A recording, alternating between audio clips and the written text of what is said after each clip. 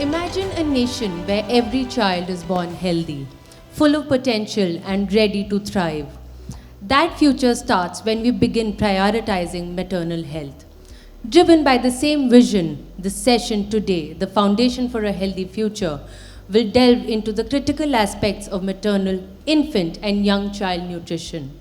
Our esteemed panel will discuss the powerful benefits of nutrition during pregnancy, breastfeeding, the long-lasting impact of early childhood nutrition, and how education and resources can empower families to make informed decisions. My first question, I would like to directly deep dive as we are completely fresh after a good hearty meal. So Namita, my first question is for you. What, according to you, are the main challenges that mothers and children in rural areas are facing in getting the right nutrition? And also, how are these challenges different from those faced by people in the cities? Thank you for the question, Vani, and thank you so much for the organizers for this opportunity today. So the question directly comes in as what are the challenges in terms of healthy nutrition for mother and children, and you've been asking about the rural and urban divide. But let me start by saying that whether it's the rural areas or the urban, I think that the three key aspects to nutrition, a healthy nutrition diet for mother and children would be availability, access and awareness. So if we can look at these three and understand what they mean, and then maybe look at the divide aspect. So when we say availability, we all understand that majority of our rural people, there's a huge dependency on the agricultural produce. So largely what is being eaten in our rural areas is driven by what is being grown over there. So that gets onto the plate. And what we further see is that there's a huge consumption of staple crops that are being produced. So wheat and rice does get consumed in a reasonable amount of quantities. But what lacks is the diversity. We have already been hearing in the previous sessions that if you don't consume a diverse diet, that's where the first level of nutritional deficiency comes in. And it's not really that these diets are not possible in those areas. If you look at our rural societies, they are very well, the ecosystem there is very well sufficient to provide these diverse diets on the plates. But unfortunately, there is where the access part comes in. Coupled with the awareness. Now, we know that 80% of the people who are living in these rural areas are coming from poor families. Our majority of our poor people live there. So one is the issue of affordability. But more importantly, what also brings in a problem is the awareness. So what is a balanced diet? What is a nutritional diet? We had an array of experts who came in before this session who told us about a humongous amount of information around what these balanced diets are. But is this information reaching the households which we are talking about? And unfortunately, it's not that they're not aware. If we look at our traditional knowledge, if we look at the local cultures of these geographies, it's not that the balanced diets did not exist. But what has really happened is that over the period of time, we have spoken about this entire urban culture where new kind of foods have come in. We're talking about berries and we're talking about different kind of foods. Unfortunately, they have become aspirational. So a good balanced diet in our rural geographies now have become muddled. They want to be more aspirational. They want to eat more aspirationally. Unfortunately, they can't afford it. So availability, access, awareness, all of these is what is hampering what a balanced diet could be in the rural areas.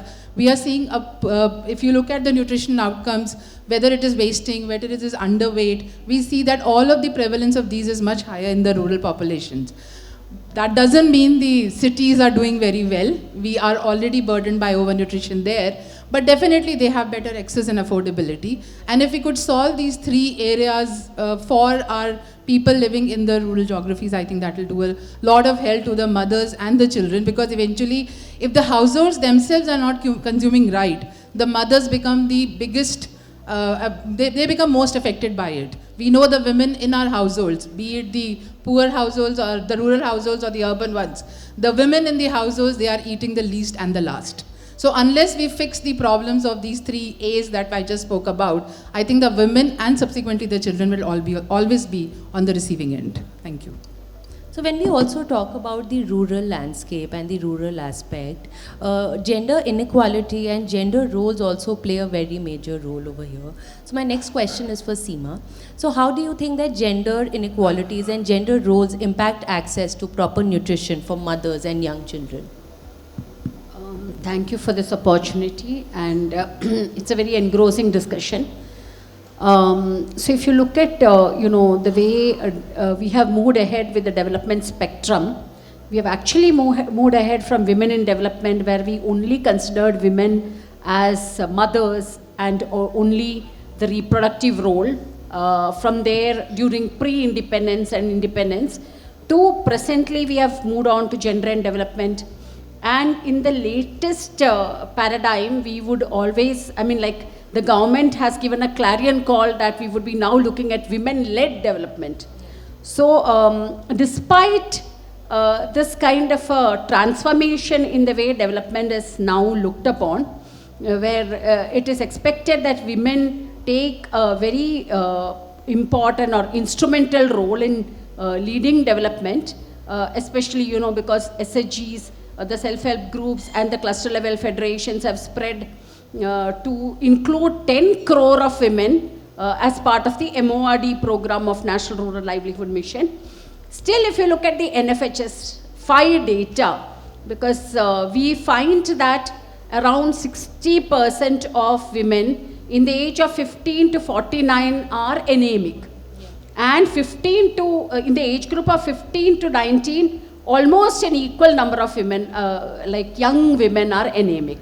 But when you compare that with men, only around 29 to 30%, that is half the men are anemic in the same age group. So that itself is a huge question, that despite us having moved from looking at women merely as mothers to enhancing economic participation of women, to now having the clarion call that it should be women-led development, despite that, in terms of the roles and responsibilities within the household, we do not see changes. It's usually women are actually into the reproductive roles.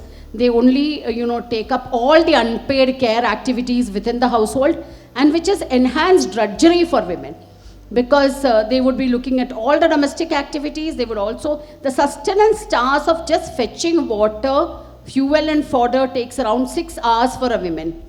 And this is all unpaid work for which there is no economic remuneration. And there is very little difference in the labor force participation of women in the formal sector, where they are paid, wages equal to that of men. And if you look at land distribution, even now it's not more than 9% of land distribution in the name of women. So there is hardly any productive assets in the name of women. And as a result of which their status in the household is similar to what we had post-independence. Yeah. And here comes a question that if you are in a very poor status or position within the household, that impacts on the inter-distribution of wealth as well as income, as well as all the opportunities and the food within the household. So you would be eating last, you would be eating least, and also self-care is a very difficult question even now, which women do not understand, that beyond drudgery, what do you understand by the word self-care? You need to, even during pregnancy, women eat last and least. And often when you look at the Hindi belt, we work very closely in the field, and we see that women are almost fasting for 100 days for the welfare of their husbands and their families. And this also leads to increase in malnourishment. So these are few issues I wanted to bring to your notice. Thank you.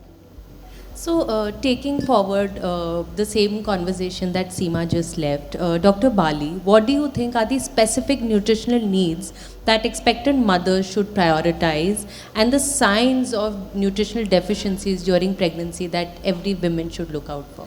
Most of the women in our country, see, they are anemic. If before getting pregnant, they will never come. There's no pre-counseling for conception. They will straight away come to the clinic when they're already pregnant. And some of them don't even like to come in the first trimester. It will be second trimester that most of them will come. Especially if you talk in a rural setting. There are facilities available, but they will not like to come in the first few months. Even in places like Delhi, most of the patients will come by around first trimester is coming to an end. And you find them even here, anemia is a prevalent factor there. So correction of anemia, why during pregnancy? Why not in a woman always, because she's menstruating. These young girls are menstruating. When they are getting married, when they are planning their family, it is that time. Catch them there, not during pregnancy. That becomes a burden, to treat anemia at that point of time. Or some of them in rural places before delivery. So postpartum hemorrhage, all those things are later complications, but catch them right when they start menstruation, that these young girls are never anemic. So automatically things will start improving when they are in their adolescence, when they are getting married. Things will improve in that segment by the time they come to childbearing age. So anemia needs to be corrected right from the beginning itself. So addition of iron supplementation in food, fortified foods with iron. And rather, I would say, if the staple diet is, let's say, wheat flour, let it be fortified. Yeah. So that will become basic staple food, being fortified with iron. That should become one of the things, major stay in the family. Second thing I would say is regular checkups for these girls is important. How many of us even think about that the girl has started menstruating, she's an adolescent, let us take her for a casual checkup. How many girls, I don't think I have ever come across, girls coming for CBC, a plain CBC test to see whether they are anemic or not anemic. So if we take care at this point, by the time they come to the childbearing time, they will learn what is self-care. As parents, if we teach our daughters that this is important, by the time they are on their own, they would love to, get into the habit of self-care, what ma'am just spoke about. So this is what I personally feel on this topic. I would like to know from Poonam. Poonam, what do you think is the general mindset when we look at the increasing number of cases of infertility, delayed pregnancies, declining maternal health? What do you think, if we keep all of this in picture, what are the most pressing issues surrounding maternal and child nutrition that needs immediate attention apart from anemia and the other aspects that our guest just spoke about? I want to thank you all for focusing on this very important issue, especially for women, and an area where we have a huge gender gap. As was articulated, we got the data from Seema.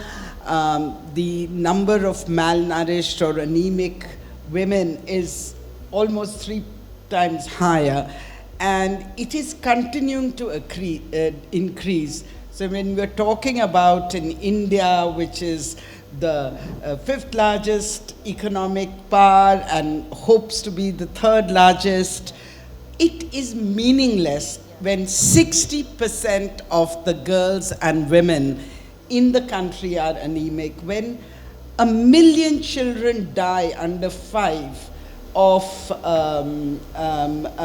due to malnutrition.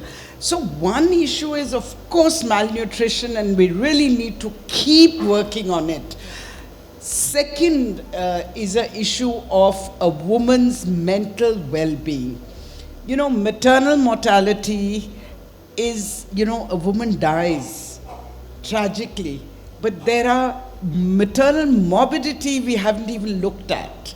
In fact, there are 2 small studies in India on maternal mortality which show that maternal mortality, more than 60% of women experience some form or the other maternal mortality, including mental health. I mean, the postnatal depression is something that even the most educated families and women don't know about. And that impacts not only the mental well-being of the mother, but the child, and I would say the entire family, because it is a woman.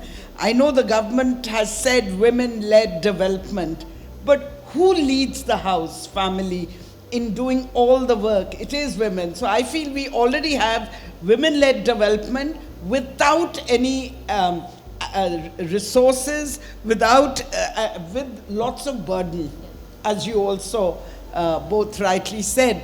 So mental well-being is something which gets impacted, especially amongst the most marginalized, but also the richest in the world, not just in India. We don't even know about it, so we need to pay attention. How does that impact directly maternal mortality, child mortality, and malnutrition? A woman who's going through mental health issues or postnatal depression, she is not likely to be able to use her mind She doesn't have the capability at that mind to make good decisions about the right decisions about feeding the baby, about feeding herself. Either, and the right nutrition. In fact, a woman with mental health issues is likely to be discontinue beyond her control, not because she as a mother doesn't want to, but her mind, her mental well-being is not good enough to be able to even often continue breastfeeding the child, leave alone feeding. So one is the mental well-being issue. Second, it's a gender issue, especially when we see the data. And unless we value our girl child, it begins with sex selection, it continues thereafter, girls are also given the least. Yeah. Boys get more, fathers get more. And so the discrimination that affects their mental well-being is also something to consider. Then you said very rightly that we need to meet the girls and strengthen their nutrition before they come for giving childbirth. Absolutely, not only for the sake of childbirth, much before. There are adolescent-friendly clinics across the country. There is the ICDS program. We have the infrastructure. And what we want to achieve, we are able to achieve. But somewhere there's a lack of commitment in spite of Poshan Abhiyan and the political leadership putting their weight behind this issue. And the heart of it is bias against girls. And it leads to intergenerational malnutrition and complications, morbidity, maternal mortality, child mortality, and so on. Because an undernourished young baby is, unless treated, a baby girl, unless dealt with, strengthened, treated, will grow up and give birth to an undernourished child. And it's a huge cost to not only the mother, the family, it's a cost to the country because, they are more prone to heart attacks, they're more prone to so many other diseases. So the burden of healthcare, which India has so little investment in our health, 1.4%, which is a shame on our country. And finally, when we have figures like the fact that we are 111th in the index amongst 125 countries, hunger, we really need to give priority to hunger in the context of women. I'm not saying we starve the men. We are feeding the men reasonably. No reflection on our respect or love, affection, and health and well-being of men. But we need our men to step up and participate. That's another issue. Yeah. Men don't bother about, often don't take responsibility in caregiving, in household work of the already burdened woman. So I would like to add this issue of men engaging, men taking more responsibility in the household and in the nutrition and women and girls' health. Yeah. Thank you. So like the main aspect that we see over here is that lack of informed choices about so many things that are associated with maternal health and even women's health in general. Dr. Krishna, please tell us, what are the major challenges in ensuring access to the right information required for a healthy future? Major challenges are women and lower socio-economic status. They are illiterate, poor, and lack of education is there. So they don't know where is the primary health center. They don't know from where to get free ration. They don't know where to go for free lunch, and they are very poor. Beginning is very bad for them.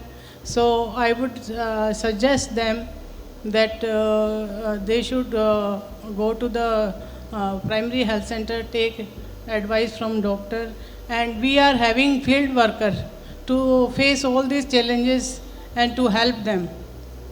And so I am having ASHA workers village health guide and ANMs, they are guiding them. Okay, you take ANC care from primary health center and take free ration की दुकान, उसमें BPL card holder है वो लोग, तो they can take all the सामान just like दाल, चावल, आटा at subsidized rate. And first I would advise that they should educate themselves and get a good job, and couple should work. In Indian culture, only men are working, women are not working. That is the big issue. And they should raise their standards of living by educating their kids. That's all. So we understand that there is a need to go to faraway places. There is a need for information to reach out to places where we may not even have proper internet connection. So Namita, please tell us, how can we make sure that everyone, even in faraway, difficult to reach places, have access to healthy food, the right set of information, and which helps them not to suffer from malnutrition? Right. I think a lot have already been said around this. We have spoken about the problem. We are already saying that there is an access issue, there is an information issue, but most importantly, there is a prioritization issue. Women, girls, they are at the last leg of the priority chain that we're talking about in these communities. Now, how do you solve this? And as ma'am correctly said, Poonam ji said, that there are so many programs that are running right now. I think the need right now is to have a very concentrated, converged approach at the last mile. So when I say last mile, if I'm looking at a household, specifically in areas which are not the privileged one, which have a lot of vulnerabilities already, and on top of that, now I'm talking about the women in these households where the access is not reaching. She doesn't have an agency to take care of herself, but there are a lot of people around her, if we can empower them. So the first thing is to find out who are these stakeholders around these women or around these households who can actually become the champion. And it cannot be just a single approach. You need to work with the health system, you need to work with the ICDS system. We have our ICDS reaching almost 80 million children and 20 million pregnant and lactating women every day. We have PDS schemes that are reaching out to almost 800 million population in our country. But are they efficient? Are they reaching every household? So unless you work with this system itself, empower them, make them aware. We understand today what a healthy diet is, but do the ASHA worker or the Anganwadi worker can talk about the same healthy diets, the same components of food in the way that they can explain it to the women or her household. Now, who is buying the food inside these households? It is the men. It is sometimes the mother-in-law. It is the people who have better agency than the women herself. Great if she can have that agency, but if not, then who is the one who's supporting her? Let's find them, let's work with them. I've been working in Rajasthan for the last 6-7 years, and we built in a program where we had at least an array of 6-7 interventions working with the household, with the service providers, with the communities, bringing in participatory approaches where we said, okay, let's not solve the problem for today, but also make sure that we are working in an intergenerational way where we are engaging with all these people within the communities and making them understand what the problem is. So I think unless there are these very localized solution to this problem, we will not be able to solve that. Yes, there are programs, yes, there are schemes, we understand it, but we have to take it to the last mile. And when we talk about the information has to be contextualized. We all know that the Sat Bhojan Thali or the 5 Tiranga food or all of this works, but an apple and a banana doesn't work in a community where people can't buy it. It is the amrud, it is the local bear which is available over there. So unless we start talking about that, I understand, but how do we make, they are not aspirational anymore for them. It's not something that they want to eat because it's not the people who are living in the fancy cities under the metro lights are eating them. So unless we go back to the roots over there and make people understand, and it is possible. As I said, what we have done in some of these 5 very vulnerable tribal districts is we have made sure that these households are going back. There is a huge concept of Nutri Gardens, Poshan Vatikas, all of us talk about that. But unless every household is saying, okay, this is the food we are growing for our local consumption and we are making sure that our women and children are eating them. Unless that happens at the household level, I don't think so we'll be able to solve the problem. It is doable, but everybody has to engage at the last mile for that. Thank you. Just as an extension to what Dr. Krishna was saying, when we talk about the rural landscape, women empowerment is a very major factor in terms of opening up the minds of women who are mostly stuck in their households. They are not connected to the outside world. How do you think, Seema, such women empowerment can translate into better nutritional outcomes for mothers and their children? Yeah, so what I feel is that if you look at the systems, I think the systems and multiple stakeholders have tried to reach even to the PVTG communities or the most remote communities, and we see that there's a multiplicity of programs, whether ICDS or Poshan Abhiyan or so on. And PDS functioning also has drastically improved from our experience in all the Hindi speaking states. And you know that on social norms, we had a very successful experiment during COVID that all of us learned how to wash our hands and to wear masks. But when it comes to social norms related to gender, I think there's hardly any change in any single family, whether the poorest or the richest or the middle class. That is where the challenge lies. I mean, how many men can you get to do work within the household? I mean, despite all the, again, I just want to go back to all the developmental paradigms we have had and a kind of theorization around this developmental paradigms, we don't see that men are sufficiently taking care of the household tasks. It finally, all the unpaid role is just taken care of by women. Even during a postnatal or prenatal period, there is hardly a male accompanying woman to the hospital and not even receiving any advice. So the registration is mostly done, pregnancy registration is mostly done because there are schemes like Matru Bandhana Yojana or Janani Janma Suraksha. Otherwise, the family is hardly interested in what happens to her during prenatal and postnatal. And very interesting anecdote that the women themselves were quoting is that if it is a girl child, they are asked not to feed, even do proper breastfeeding, they immediately need to start working. And there is a difference even in terms of the breastfeeding for boy children and the girl children, which is a kind of violation of basic human right. So from our experience, where agency enhancement is taking place through the various empowerment programs, which are not just about women as a mother, it's about woman identity as a citizen of the country, as her own identity as a woman, then there is a change in the way she thinks about her own nutrition. So I feel that if they were embedded in all the programs, whether it is a health program or the ICDS program or the rural livelihood programs, if gender is embedded within these programs, then it could make a change in the way women look at themselves and their own needs. So this is what I had to say. And then we talk about the other aspect, the urban aspect, where we see that there is a lot of information available. There is the right path of information. There are experts available for us. There is internet. There is no scope of not being connected to the world. So why do you think there are increasing cases of so many maternal health related concerns in the younger women these days? And what is your take on that? See, they're all working women. Most of them, the girls in the metro cities, they're all financially independent, they are working. This is called as hustle culture. Not finding time for themselves and not really giving that self-care has never been taught to them. Priority is not there. If you set your priorities right, it will be done. Probably that willingness sometimes is not there, or maybe they don't want to do it. And sometimes when you ask them why you did not do it, I did not find time because I'm working in a corporate, my timings are such, can I come on a Sunday? Then Sunday, of course, private clinics, sometimes OPDs are closed. So these are the answers that you get from them. Talking about what ma'am just added, that men should do more and women can take priorities, men should take the lead to look after these women. See, you ask a man, an educated man, that look, why don't you do your work on your own so that this girl can look after her house, her own self and her job? The answer is, shadi kyun ki thi maine phir?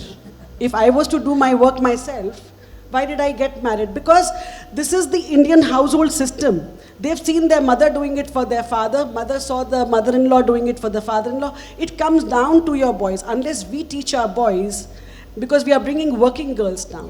Unless you train your boys, how is that girl who's to come to look after everybody in the house but not herself? She becomes the last priority for her own self. Even if she's educated, she's a working woman.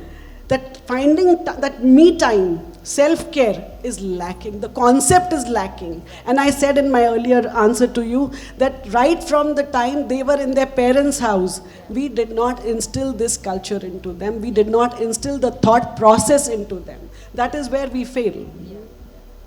So we all know, we have spoken so much about the many problems that are surrounding maternal health, young infant, nutrition, malnutrition.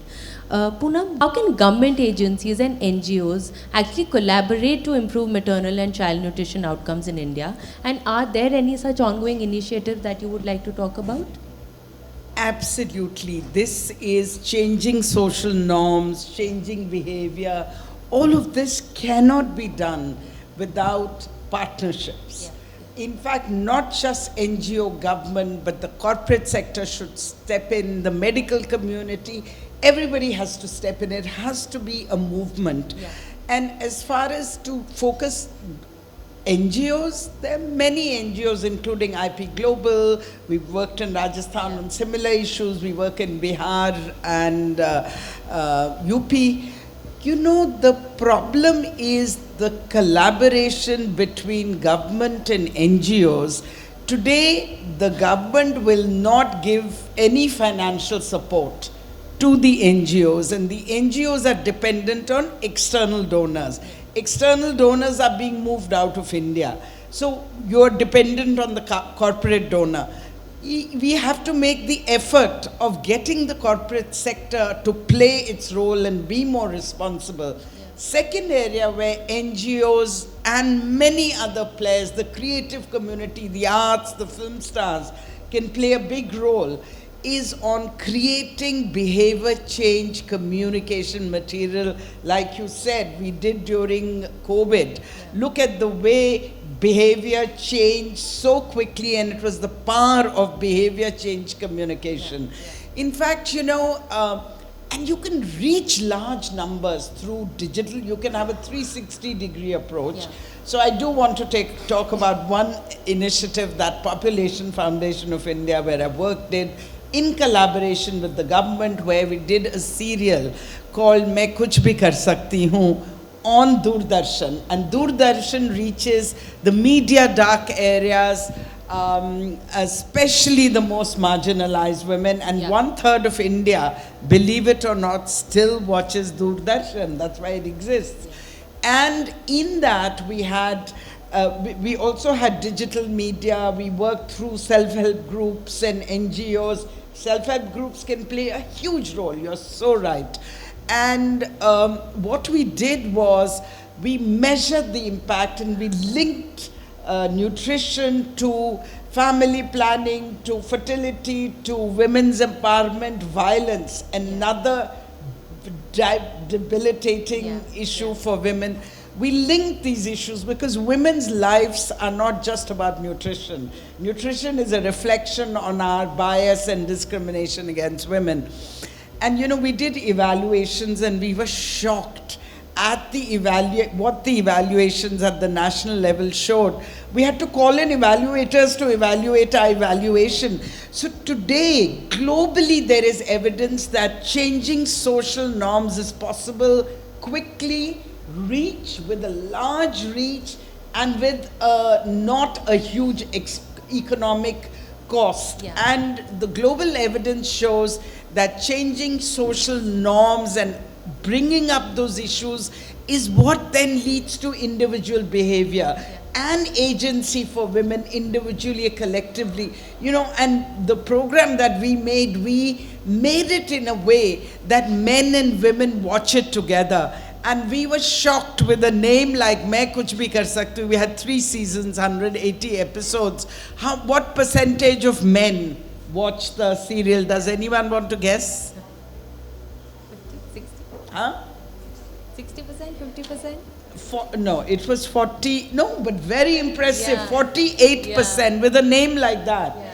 Okay, and you know, it led to what is the biggest achievement of this program was it led to conversation between the couple. Conversation hi nahi hota, leave alone doing any action.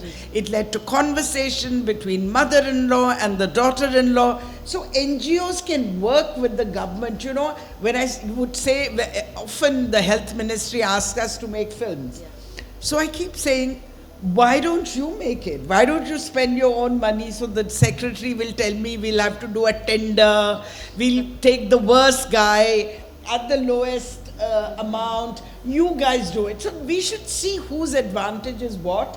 Where NGOs can support the government, absolutely behavior change is one area, and we have to have an integrated approach.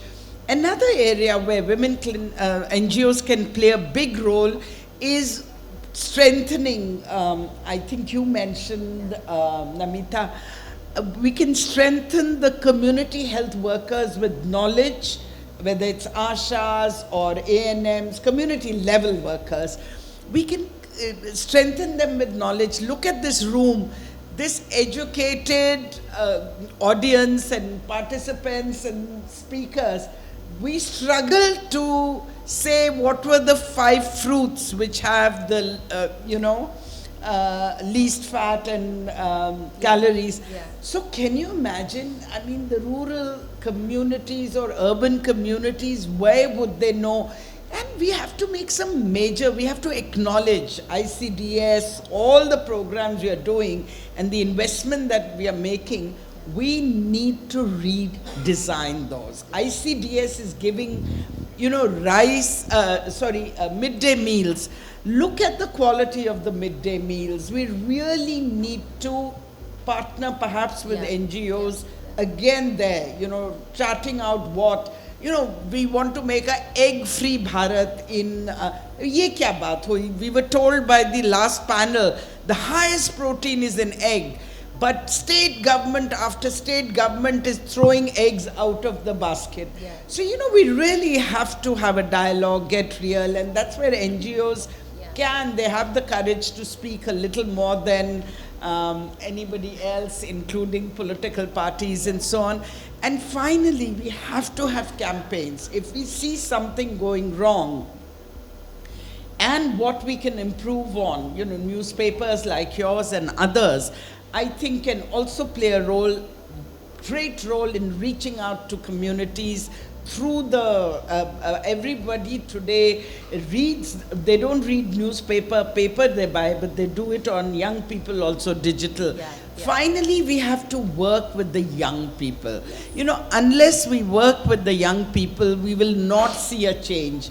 10 years from now, we'll be sitting on this panel saying the same thing as I did 10 years ago and 10 years before that. And so we've got to create that knowledge, information.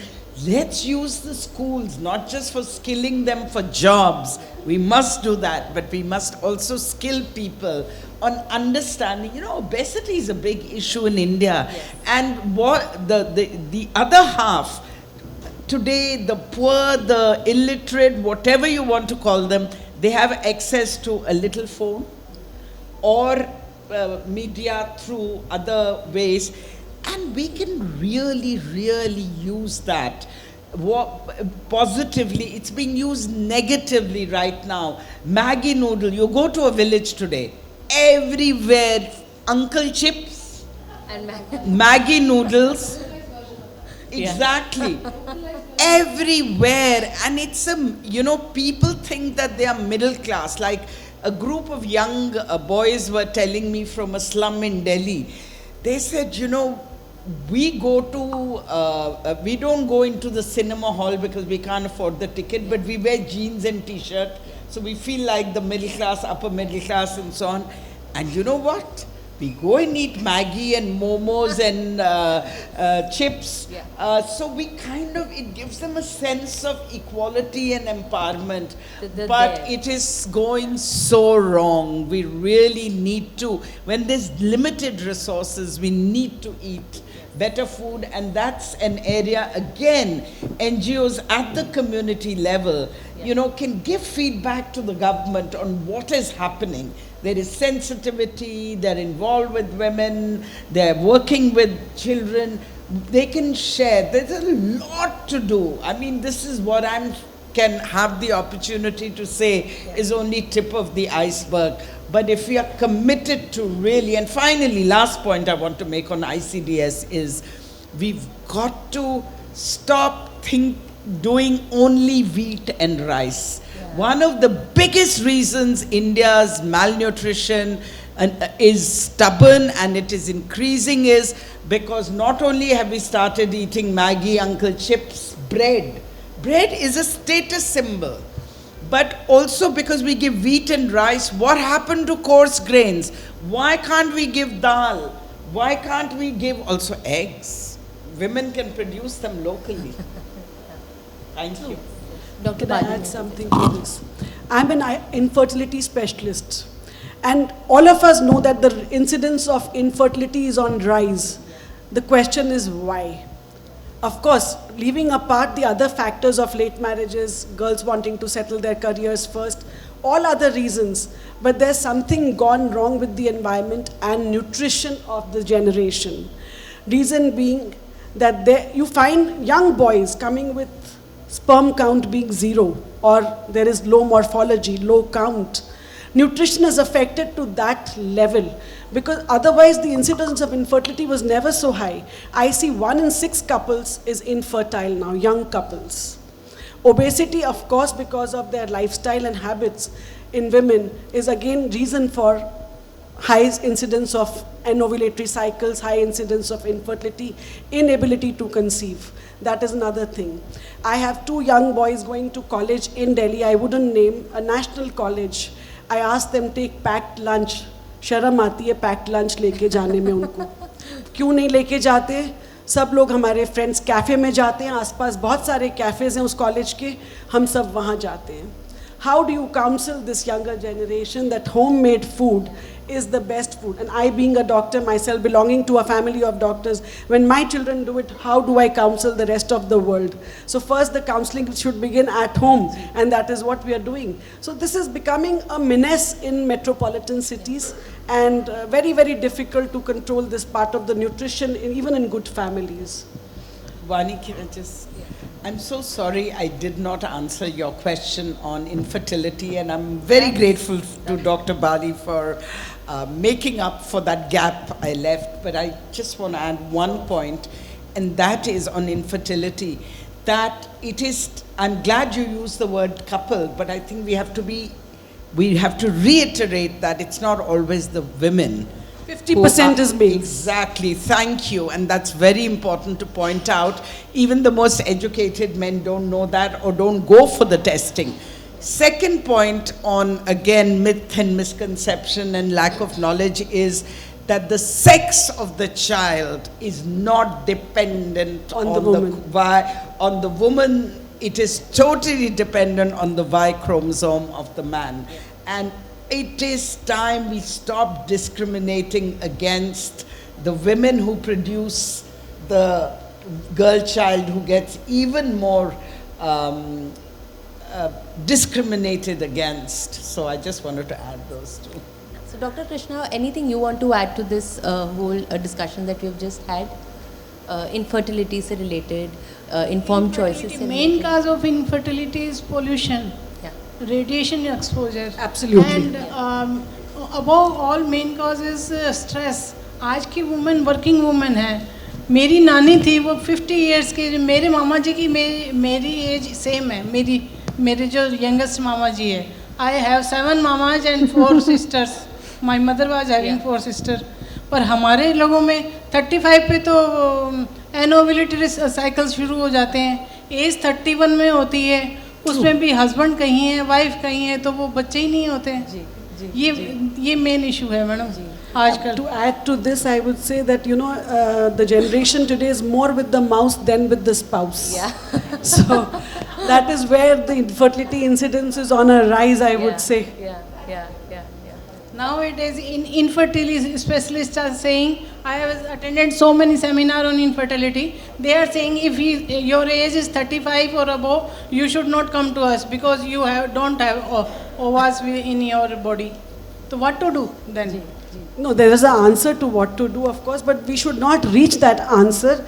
There are other options available beyond the concept of this, beyond the scope of this panel, but I would mention donor egg cycles are available, but why should you reach that point is my question. Yeah. So, I mean, freeze your eggs for all the young girls who are wanting to delay their pregnancies. Come forward, freeze your eggs, even for the men who are traveling, busy, they can't devote time to the clinics. Freeze your semen sample, or even anybody in your near and dear ones embarking on any cancer treatment. There is a very good simple procedure called semen freezing before you start radiation or chemotherapy, and for women to go for oocyte freezing. Oocyte freezing is like LIC policy, I would call it. You do your LIC, you do your SIP, you do your investments. This is a major investment. If you're not getting married or you haven't found Mr. Right, from this platform I would say, freeze your eggs before your 35th birthday. Thank you so much for joining us for this panel.